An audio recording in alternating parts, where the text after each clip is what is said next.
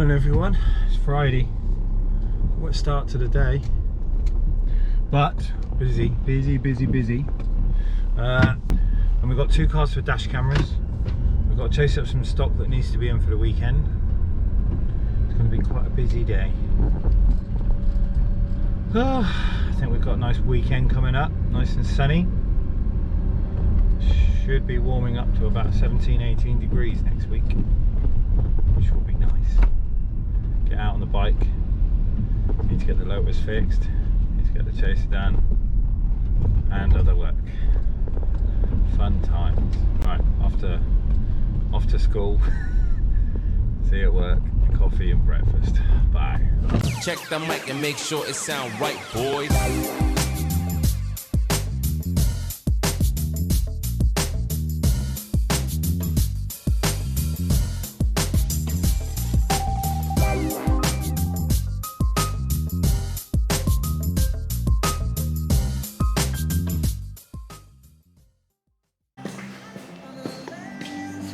Morning everyone.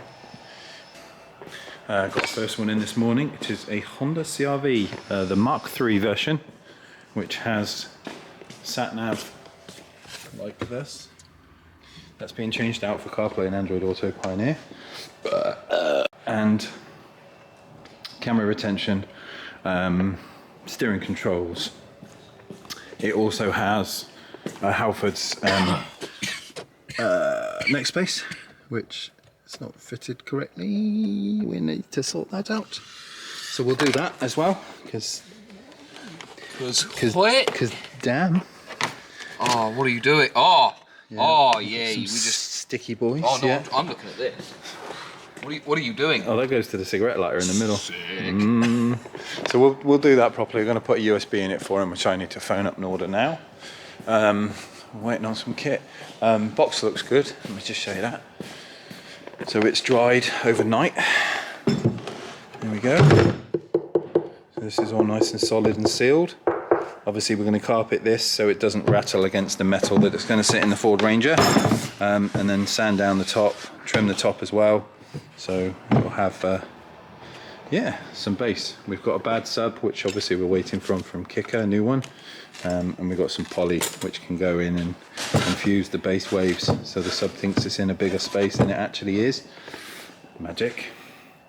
And then get it fitted in his car and tune up the 1000.5. But we'll come back to you in a bit. See you soon. Morning everyone. So let's get your what up to speed. What? Yep. So box is done, all nice and hard. We've done a layer of Dynamat around it to stop vibration. We've got our sound control inside. We just need to carpet the outside, carpet the top, sand down some little drips of fiberglass where it's kind of come round the box itself, just here. So we'll get rid of this, neaten it up. Sub, get that in today. Tune his car, all finished. But yes, nice and solid, ready to go. Wheels obviously are back at my mate Scott's, being recoated in one colour. But this morning we have Warwick XL, not Warwick Davis, the little guy, but Warwick XL. It is a Peugeot Boxer camper, much the same as a Citroen and a Relay and a Fiat Ducato. Yes, that's what I said. They all share the same, but we've got some issues. We've got a homemade camera job that is not quite chicken soup. China. We need to fix that. In the front we've got an original head unit, which is supported by some cabling and a floaty dash screen. And Dan is just removing what remains of the factory Mopar stereo, which is garbage. So we've got this nice little opening here, and we're going to put a double DIN Kenwood with CarPlay, Wi-Fi and Android Auto. He's already got his own dash camera, so we'll leave that there. But we're going 10.1 inches of pleasure, steering control harness, all for the Lion. And then I think later on, oh look, Dan, you've got a monster between your legs. That is not okay. No, I've ever heard that. You're gonna have to cut that. Only dogs can abuse teddies, all right? You are not allowed to. No, he looks. Pimp slap. Yeah. We've also got a parasitic drain coming, and Dan's another job has just turned up, which is a camera on a Jaguar. So we'll see in a bit. Toodaloo. Right then, so, yes mate. What? What? Spin the camera around. No. So, Jaguar is all done. So we've got the, I believe it's to be the Q1000 thinkware in here. So camera cable runs up, left hand side of there, along the A-pillar and towards the back of the car. So we've also got a rear camera just on a roof clip there. So just there, roof clip, because this one's got the composite tailgate, so we can't have camera cable in through the boot lid. But this thing is done, dusted and ready to go. Yeah, Alex is videoing because he wants to add it in. Because I look stupid, because I'm gonna get underneath this thing in a minute. Come here, don't turn around. Have you videoed it? Yeah, I have, yeah. Oh, good man. It's not that I'm gonna... Why am I putting that in there? Yes, you will. No, listen, would I? Look, I know I look stupid, right?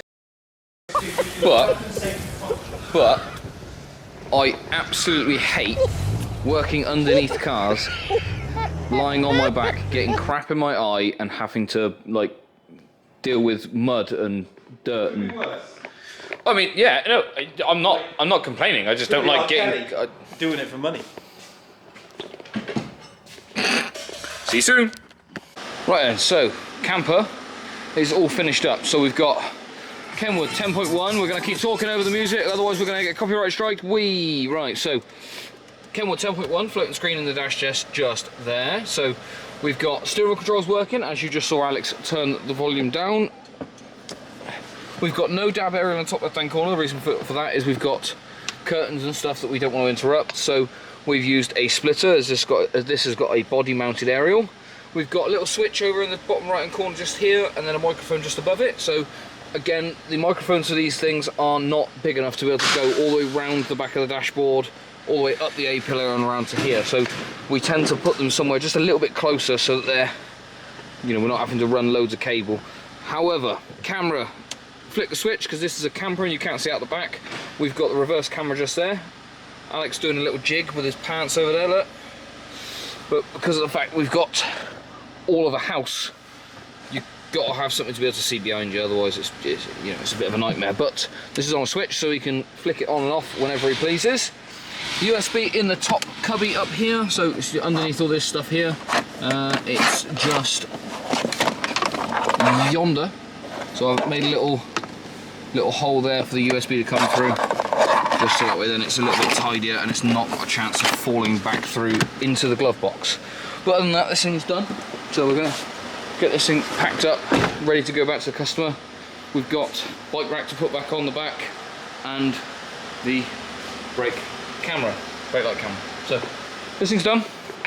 We're going to do some tidying up. It's about 4 o'clock, so we'll catch up with you all in a little bit. See you soon. Hello everyone. We're just finishing off end of play for Friday. Dan is just running through Ford Focus dash cameras front and rear. And I am playing with an E55 AMG, which unfortunately has seen better days, but we have got a parasitic drain. We've got about 5 million years of other people trying to add shit, as well as a rat infestation.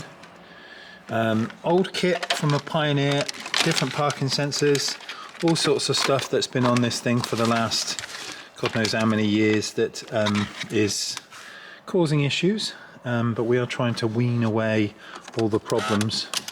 We've managed to get the parasitic draw down to about 0.22 of an amp, but obviously that's still too high.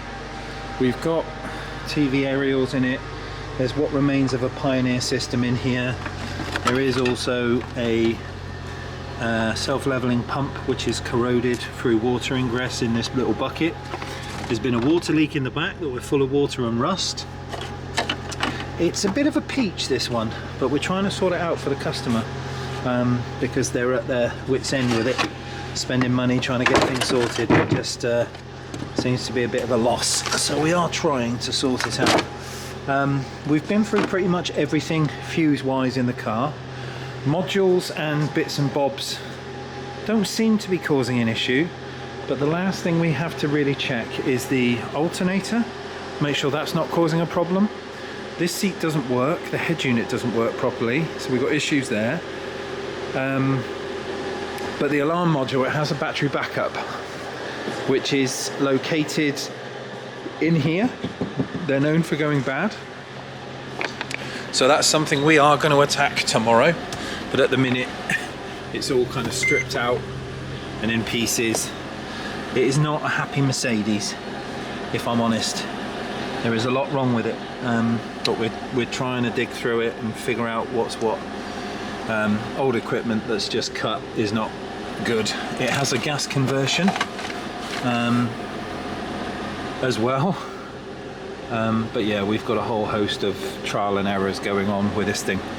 Gonna come back to you again tomorrow, so we're gonna continue with this. There'll be more to follow. I have today fitted another thing for the KTM. I managed to put in a hardwire kit for my quad lock phone. So you may see these advertised for your phones, but you can basically put your phone up on the dash. I've got a charging port in here anyway, so I've run a lead in up to here, and then my phone can lock onto it.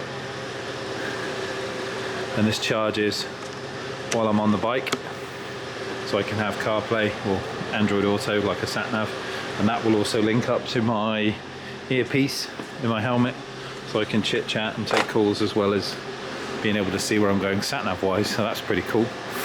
But that's where we're at today, and a very busy Friday. I've not managed to pick up the camera much because we've been trying to crack on with this and understand stuff.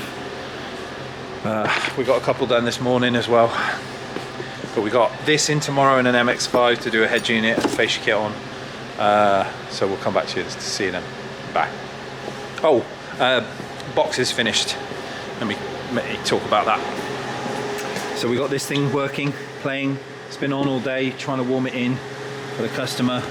But we've got our fiberglass box. It's been dynamatted, it's been carpeted. This is ready to go in his under seat pocket with the extension that we made. But that's a result as well. Right, I'm gonna get out of here. See you in the morning, everyone. Bye.